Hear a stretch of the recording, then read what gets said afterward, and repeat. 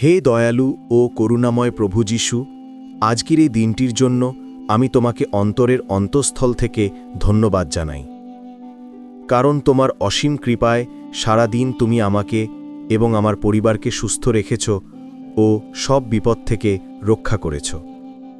দিনের শেষে আমি তোমার পবিত্র চরণে নত হয়ে স্বীকার করছি যে আজ অজান্তে যদি আমি কোনো ভুল করে থাকি বা কারো মনে কষ্ট দিয়ে থাকি, তবে দয়া করে তুমি আমাকে ক্ষমা করো এবং আমার মনকে সব পাপ ও গ্লানি থেকে মুক্ত করো। প্রভু, এই রাতে ঘুমানোর সময় তুমি তোমার স্বর্গদূতদের দিয়ে আমাদের চারপাশ ঘিরে রেখো, যেন কোনো মন্দ চিন্তা বা দুঃস্বপ্ন আমাদের স্পর্শ করতে না পারে, এবং তোমার দেওয়া শান্তিতে আমি নিশ্চিন্তে বিশ্রাম নিতে পারি। আগামীকাল ভোরে নতুন শক্তি ও আশা নিয়ে ঘুম থেকে ওঠার এবং তোমার মহিমা প্রচার করার সুযোগ দিও।